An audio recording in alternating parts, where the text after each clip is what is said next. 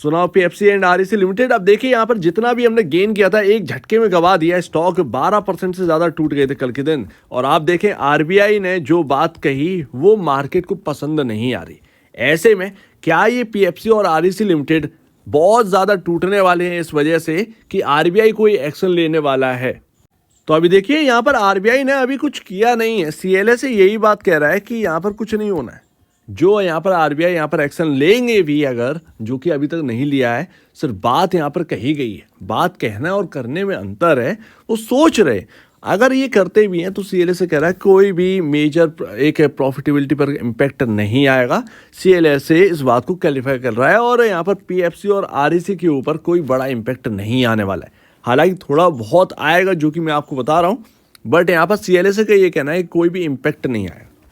और सीएलए से और भी कुछ बात कहता है कि यहाँ पर बता रहे हैं कि यहाँ पर जो लेंडर्स हैं will now have to maintain minimum exposure in consortium and can sell their exposure only after the construction phase is over. तो यहाँ पर अंतर है। देखिए आरईसी और पीएफसी के जो क्लाइंट्स हैं वो कोई इधर उधर के नहीं है, ऐरे गहरे नहीं भाई। एक सही तरीके से काम हो रहा है, फॉलो किया जा रहा है बस। हाँ ठीक है, आरबीआई अगर एक्शन लेता है चलो कोई बात नहीं। इरडा भी इसमें पिसा है। अब इरडा का क्या रोल है? इरडा रिटेल में भी तो जा रहे हैं, तो वो इरडा के ऊपर ज़्यादा इम्पैक्टफुल है। जो बात ये कह रहे हैं वो इरडा के ऊपर ज़्यादा इम्पैक्टफुल आ सकता है, बिकॉज इरडा अब रिटेल में लोन बांटना भी स्टार्ट करेगा। आरईसी पीएफसी का तो ऐसा है नहीं। तो ये अंतर है, इस बात को आप समझिए। हाँ यहाँ पर ये कहा जा रहा है कि जो पीएसयू हैं, पीएसयू बैंक्स हैं, उनके ऊपर थोड़ा सा इम्पैक्ट पड़ सकता है, क्योंकि जो प्राइवेट बैंक है वो रिटेल बैंकिंग पर ध्यान देते हैं, इंफ्रा पर यहाँ पर ज़्यादा ध्यान नहीं देते हैं। यानी कि इंफ्रा लैंडिंग यहाँ पर करना ज़्यादातर बंद कर दी है, सो दैट उसके ऊपर थोड़ा सा यहाँ पर जो है उनके ऊपर इम्पैक्ट पड़ेगा ही नहीं। बहुत बड़ा कोई इम्पैक्ट नहीं पड़ेगा, लेकिन पीएसयू बैंकिंग जो ये सब काम करते हैं बड़े प्रोजेक्ट को फाइनेंस करना, सो दैट उन पर एक इम्पैक्ट पड़ेगा। बट आरईसी पीएफसी एक वेल कैपिटलाइज्ड कंपनी है, इस बात को आपको मानना पड़ेगा। वही यहाँ पर आईआईएफएल सिक्योरिटीज यहाँ पर कहना है कि कोई impact expect no impact on their return on equity. ठीक है, आरईसी पीएफसी और इरडा के ऊपर कोई आरओई पर कोई इम्पैक्ट नहीं पड़ने वाला है। बट हाँ यहाँ पर एक्सपेक्ट करें कि tier 1 ratio to be hit by 200 to 300 basis point and also potentially weigh on their valuation multiples. So that हाँ थोड़ा सा इम्पैक्ट आपके ऊपर पड़ सकता है इनके ऊपर। बट मैं अभी भी ये मानना है कि आरईसी और पीएफसी एक डिफरेंट इसमें काम करते हुए नजर आएंगे। Q4 के नंबर्स आपने देखे, स्ट्रॉन्ग नंबर्स, मैनेजमेंट की स्ट्रॉन्ग कमेंट्री रही है। तो ऐसे में जो इम्पैक्ट पड़ रहा है वो सिर्फ और सिर्फ एक बाइंग अपॉर्चुनिटी ही लेके आएगी, क्योंकि ये एक ऐसी कंपनी है जो इनकी जो मैनेजमेंट है ना उनकी स्ट्रॉन्गनेस दिखाती है, इनकी परफॉर्मेंस मैनेजमेंट की स्ट्रॉन्गनेस दिखाती है। इस बात को आप समझिए। और अभी ना असलियत में जो मार्केट के अंदर इम्पैक्ट है, चलो आरईसी और पीएफसी के ऊपर बात आई, ये दो पीएसयूज हैं, इनके ऊपर बात आई, चलो गिर गए ये स्टॉक। बाकी क्यों गिर गए? ये इलेक्शन का यहाँ पर जो है ना मार्केट के ऊपर इम्पैक्ट है। ऑलरेडी मैं आपसे कह रहा था 10 मई से ये स्टार्ट हो जाएगा, हो गया स्टार्ट। आज 7 तारीख है, वो धीरे धीरे स्टार्ट हो गया। अभी तो ये शुरुआत है। वॉलिटिलिटी तो अभी इस कदर बढ़ने वाली है कि वो 5 साल, आप समझिए 5 साल लोग इंतजार करते हैं और वो पीएसयू पर गाज गिरेगी। पीएसयू में प्ले किया जाएगा, पीएसयू यहाँ पर फेवर में रहेंगे। आपको ये तो आज जो गिरावट दिख रही है ये आने वाले टाइम में और ज़्यादा यहाँ पर बढ़ सकती है। ये उथल पुथल और बढ़ती हुई नजर आएगी। और 5 जून को तो बहुत बड़ी रहने वाली है। 5 जून को आप ये समझिए कि पता चला सीट में कटौती हुई है, पता चला मार्केट 300 साढ़े 300 पॉइंट नीचे, पीएसयू बिल्कुल धड़ाम के साथ ओपन हुआ, अचानक से 5 मिनट के अंदर रिकवर कर गया। तो आप जो है वो एक फंडामेंटल फेवर में नहीं चल रहे, फंडामेंटल फेज में नहीं चल रहे हो आप। 1 महीने भूल जाओ कि फंडामेंटल नाम की कोई चीज़ है, ये नहीं होने वाला। 1 महीने चलेगा ये, बिल्कुल मनी आया मनी निकाला, ये सब चलने वाला है।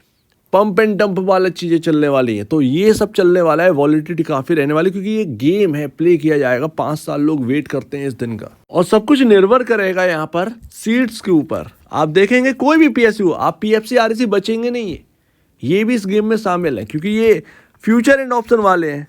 यहाँ पर बड़ा पैसा बनता है, तो वो बड़े प्लेयर यहाँ पर जो है प्ले करने की कोशिश करेंगे, आप ये समझिए। तो ये बात यहाँ पर आ जाती है, इनके फंडामेंटल से इस वक्त कोई लेना देना नहीं है। ये एक महीने जो आपका है वो एक वॉलेटिलिटी में बीतने वाला है, जिसे कमाना हो वो कमाएगा, जिसे गंवाना हो वो गंवाएगा, ये सब चलने वाला। सीट के ऊपर काफ़ी निर्भर, सीट बढ़ेंगी मार्केट ऊपर हो जाएगा, सीट गिरेंगी मार्केट नीचे हो जाएगा। सो दैट ये रहने वाला है, ये रहने वाला है। अब ऐसा कोई तेज़ी नहीं हो गई है आरईसी पीएफसी के अंदर जो कि इनको बहुत ज़्यादा दिक्कतें झेलनी पड़े, या अनएक्सपेक्टेड यहाँ पर या अनरियलिस्टिक तेज़ी हो गई हो, इस बात को भी समझना चाहिए। तो ये सिर्फ और सिर्फ पॉलिटिकल यहाँ पर ड्रामा चल रहा है मार्केट के अंदर, और कुछ नहीं है। और मैं तो कहता हूँ कि इस पॉलिटिकल ड्रामा में आपको अगर अपॉर्चुनिटी मिल जाए तो आप उस अपॉर्चुनिटी को ग्रैब करिएगा, क्योंकि कोई भी आए वो सब यहाँ पर ना कंपनियाँ बेहतरीन है, कंपनियों के मैनेजमेंट बेहतरीन है, कंपनियाँ अपने आराम से लेकर जाएंगे। इंडिया इज़ वेरी स्ट्रॉन्ग, इस बात को आप समझिए, ठीक है। इसका कोई पॉलिटिकल से लेना देना नहीं बन पाएगा, आप इस बात को समझिए।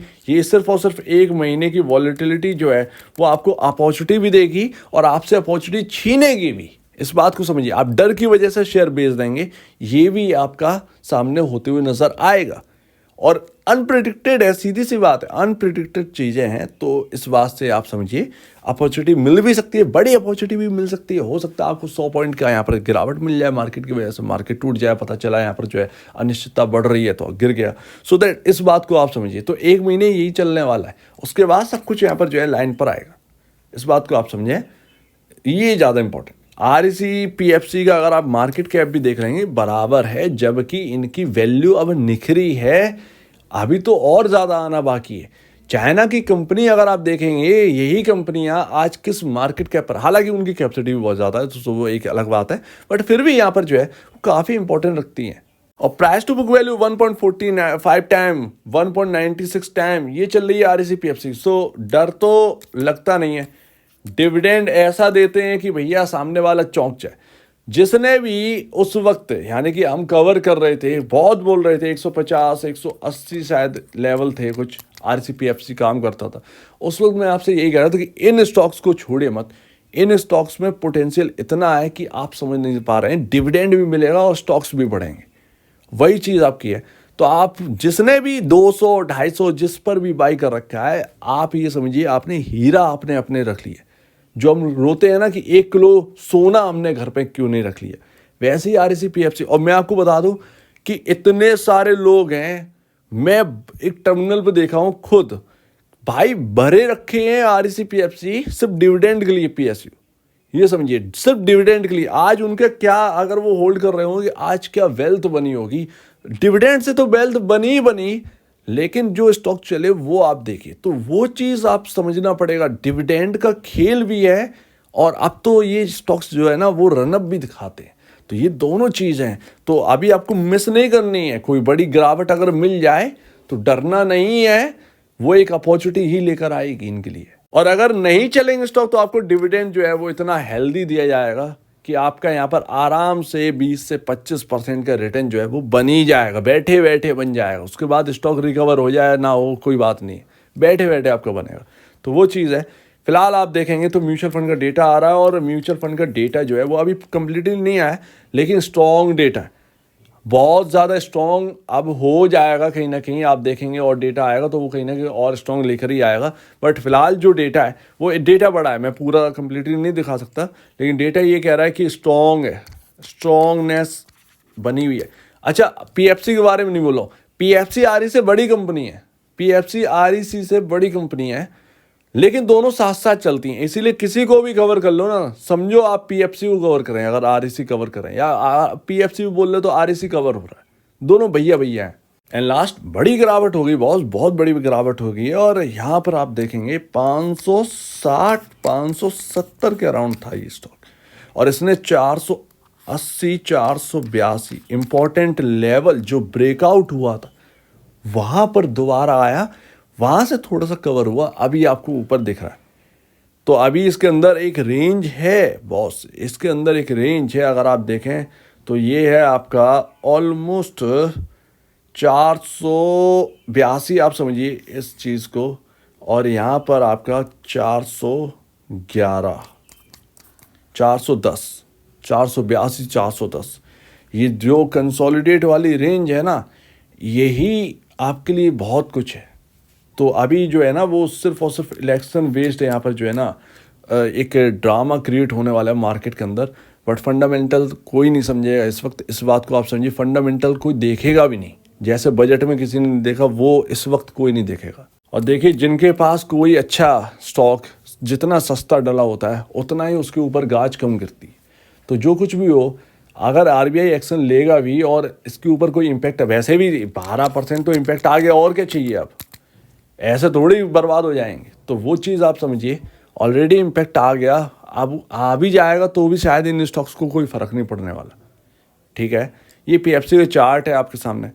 पीएफसी की चार्ट में ट्रेंड लाइन चल रही है भैया, ये मार्च से चल रही है, सपोर्ट दे रहा है। पीएफसी का स्टॉक वहीं पर रुका भी, आकर इम्पॉर्टेंट जगह, इम्पॉर्टेंट लेवल 420 रुपये पर रुका, एक इम्पॉर्टेंट जगह पर। वहाँ से अगर यहाँ से घूम जाए, वहीं ट्रेंड लाइन है, सब कुछ है। जब तक अगर ये लेवल टूटेंगे ना तो फिर प्रॉब्लम होगी। लेकिन अगर आप देखें तो सपोर्ट जो है ना वो बने हुए हैं 409 रुपये पर पीएफसी के। ठीक है, इस बात को ध्यान रखना है। लेकिन ट्रेंड लाइन अगर टूटेगी तो ये अच्छा नहीं लगेगा बिल्कुल भी। और वो आप देखिए, और मार्केट भी कहीं ना कहीं निफ्टी की जो गिरावट है वो कहीं ना कहीं पूरी होने वाली है, थम जाएगी। अगर ये अगर 22,000 नहीं टूटा तो कोई दिक्कत नहीं है, यहाँ से घूम जाएगा। लेकिन अगर ये 22,100 22,000 ये टूट गया ना तो फिर एक प्रॉब्लम गहराएगी निफ्टी के अंदर। ऐसे में पीएसयू का क्या होगा पता नहीं है, क्या मार्केट को एडजस्ट करा। यही तो मैं आपसे कह रहा हूँ कि गेम अब चलने लगा है, ये गेम है और ये किस तरफ मोड़ देगी प्रिडिक्टेड है।